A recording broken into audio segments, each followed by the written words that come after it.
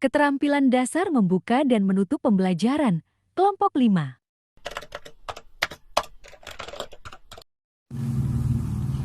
Keterampilan membuka pelajaran.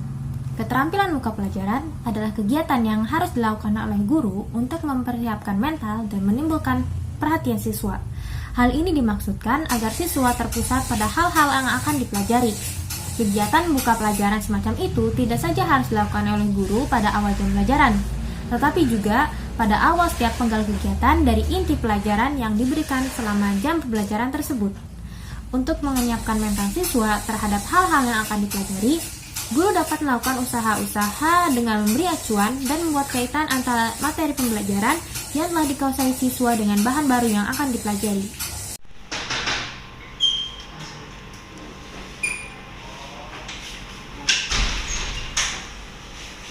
Assalamualaikum. Waalaikumsalam. Gimana kabarnya semuanya? Alhamdulillah. Saya absen dulu ya. Izin buka masker ya. Ya, Bu. Saya absen terlebih dahulu ya. Ilham, Hadir, Bu. Cikal, Hadir, Bu. Nifta, hadir. Nizar, Hadir, Bu. Zikrima, hadir Bu. Ainur, hadir Bu. Arsa, Hadir, Bu. Lastri, hadir Bu. Amalia, hadir Bu. Arif, Hadir, Bu. siapa yang nggak hadir?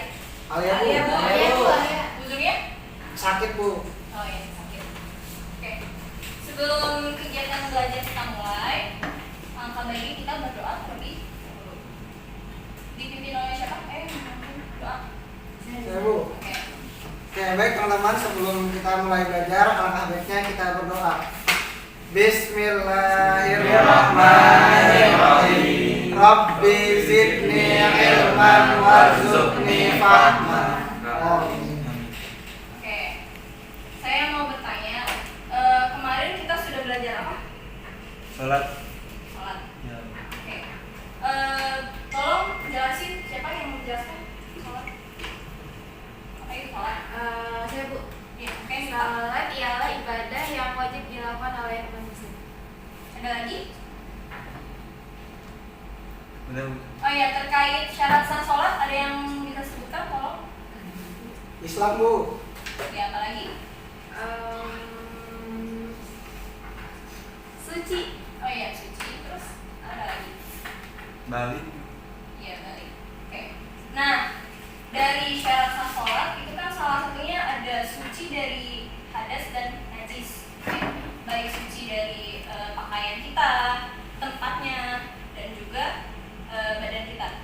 Nah, maka materi kita selanjutnya hari ini yang akan kita pelajari ialah hadas dan najis. Saya ingin tanyakan lagi, apa ada yang tahu apa itu hadas dan najis? Ayo, siapa yang menjawab? Saya, Bu. Oke, Cikal. Hadas yaitu keadaan yang tidak suci pada diri seorang muslim. Lalu najis apa itu pengertiannya? Kalau najis itu suatu tempat yang kotor atau tidak bersih.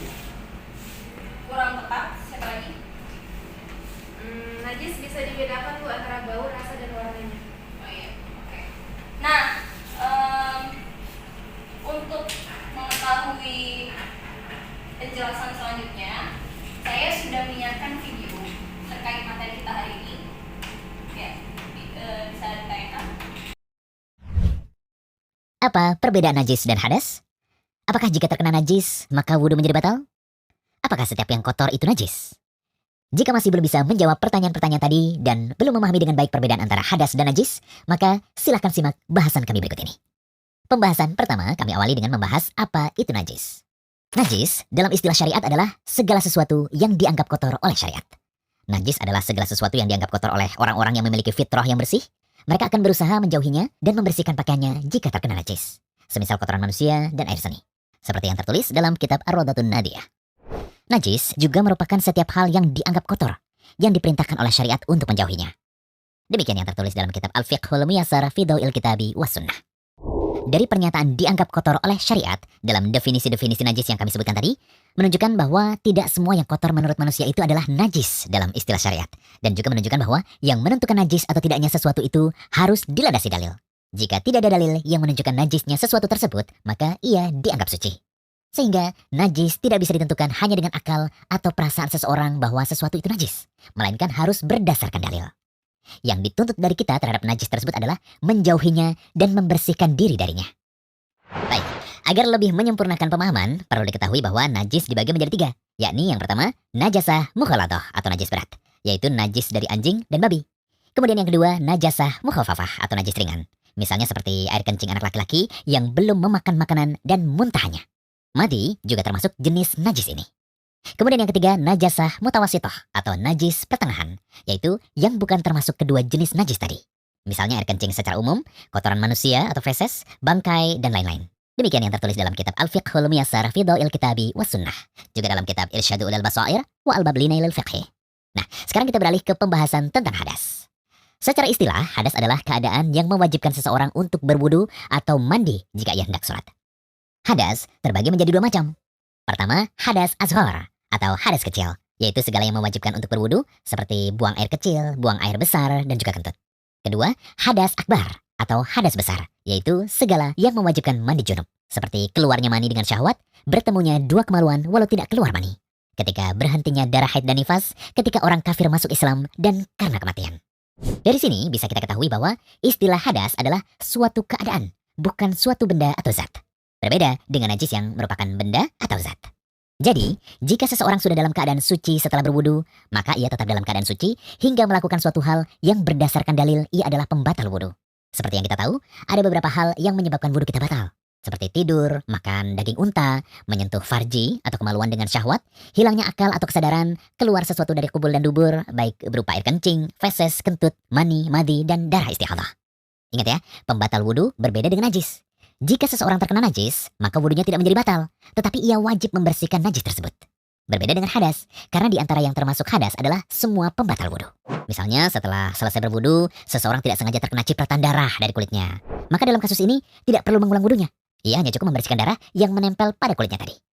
Untuk melengkapi bahasan kali ini, perlu kita bahas juga tentang kotoran. Kotoran adalah semua yang dianggap kotor atau tidak bersih oleh manusia. Kotoran ini lawan dari kata bersih. Yang perlu digarisbawahi bahwa tidak semua yang dianggap kotor oleh manusia adalah najis, hadas, dan membatalkan wudu. Najis, hadas, dan pembatal wudu ditentukan berdasarkan dalil-dalil. Adapun kotoran secara umum, statusnya kembali kepada hukum asal. Segala sesuatu adalah suci dalam pandangan syariat. Dari sini kita bisa membagi kotoran menjadi 2 macam. Yang pertama, kotoran yang bukan najis. Semisal tanah, debu, noda makanan, noda cat, dan semisalnya. Status zat-zat tersebut asalnya suci dalam pandangan syariat, kecuali sudah tercampur dan didominasi oleh zat lain yang termasuk najis. Demikian juga jika kita terkena benda-benda tersebut yang bukan pembatal wudu, karena tidak terdapat dalil bahwa zat-zat tadi dapat membatalkan wudu. Maka tidak benar sikap sebagian orang yang merasa wudunya batal karena ia menginjak tanah. Kemudian yang kedua, kotoran yang merupakan najis, yaitu kotoran yang ditetapkan syariat sebagai najis, seperti kotoran manusia atau feses, air seni, madi, bangkai, air liur anjing, babi, dan sebagainya. Meski demikian, kotoran yang statusnya suci dan bukan najis dalam syariat bukan malah menjadikan seorang muslim bermudah-mudahan terhadapnya. Di antara adab yang baik bagi seorang muslim adalah senantiasa menjaga kebersihan dan berpenampilan yang bagus. Bukan adab yang baik jika seorang muslim berpenampilan kumal, kotor, pakaiannya penuh noda, rumahnya pun kotor, sampah berceceran. Walaupun tidak terdapat najis, namun ini bukan adab yang baik. Hal ini juga berlaku pada bekas mani yang menempel pada pakaian. Sekalipun mani itu dianggap suci oleh kebanyakan ulama, bukan lantas bekasnya dibiarkan begitu saja menempel pada pakaian lalu dipakai sholat. Bekas mani tersebut tetap harus dibersihkan atau dicuci hingga bersih. Ini juga bantahan kami terhadap komentar warganet pada postingan kami tentang status hukum kesucian air mani beberapa waktu lalu. Nah, setelah mengetahui perbedaan antara najis dan hadas, kita berikan 2 contoh kasus untuk menguji pemahaman pemirsa Rumahisa.com kali ini.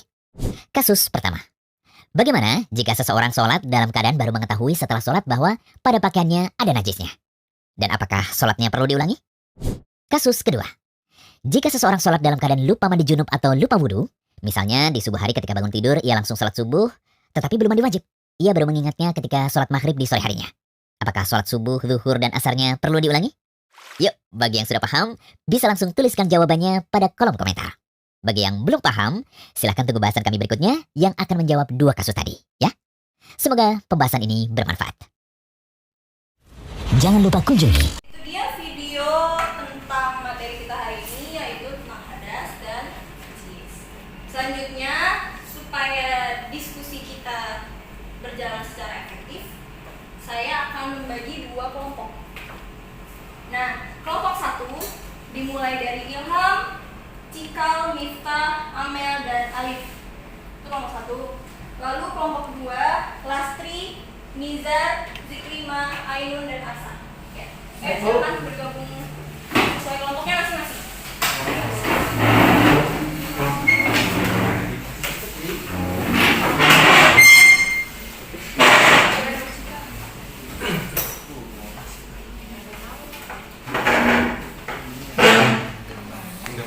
Sudah berkumpul sesuai kelompoknya masing-masing? Selanjutnya saya akan memberikan 2 contoh kasus. Kalian akan berdiskusi dengan kelompoknya masing-masing. Kelompok 1, pertanyaannya ialah bagaimana kondisinya seseorang. Misalkan ada seseorang nih ketika hendak melaksanakan sholat.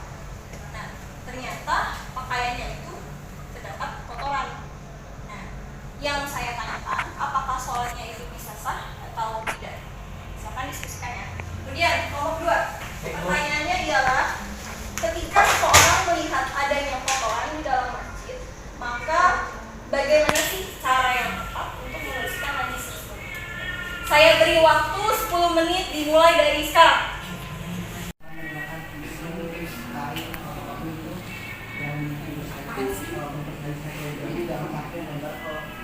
Jadi sebenarnya sah nggak ya? Setelah bentuk manis Coba dibersihkan, kita ambil air lap atau tisu itu kita kasih air terus kita lap sampai kita beryakin bahwa najis itu sudah hilang sampai Waktu habis.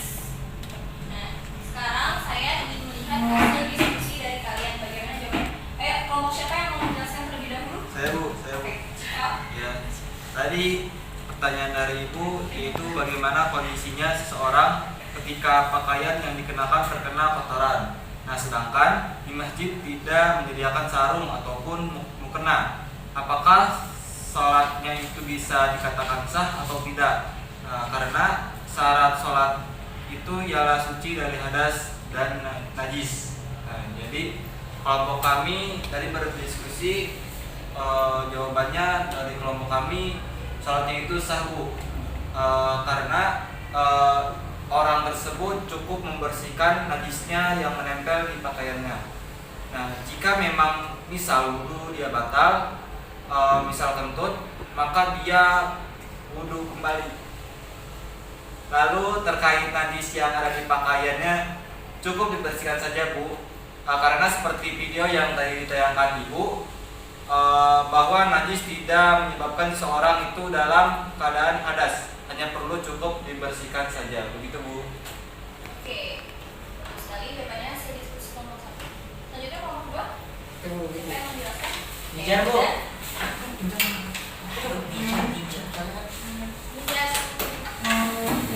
Kan tadi pertanyaannya Ibu, ketika seseorang melihat adanya kotoran di dalam masjid, maka bagaimana cara yang tepat untuk membersihkan najis tersebut? Nah, kita misalkan ambil contoh lantai masjid nih. Terus di sini ada kotoran cicak atau kotoran burung. Nah, ketika kita melihat kotoran tersebut, maka kita membersihkannya dengan cara mengambil tisu, kain lap atau apapun itu untuk mengambil najisnya tersebut. Nah, kemudian misalkan ini najisnya, kita ambil terlebih dahulu pakai tisu, jangan sampai melebar kemana-mana, biar najisnya itu tetap di tempat tersebut, nggak kemana-mana. Kemudian setelah membersihkan najisnya tersebut, kita mengambil kain lap yang baru atau tisu yang baru untuk membersihkan tempat najisnya tersebut gitu. Bisa juga dengan cara memberikan air sedikit demi sedikit, akan tetapi kita membersihkannya jangan sampai melebar kemana-mana. Itu kita membersihkannya dengan diulang-ulang beberapa kali sampai kita benar-benar yakin bahwa najis tersebut telah hilang gitu.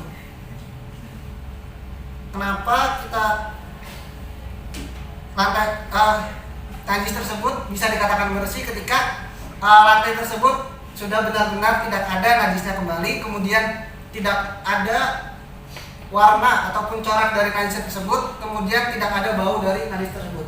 Gitu, Bu.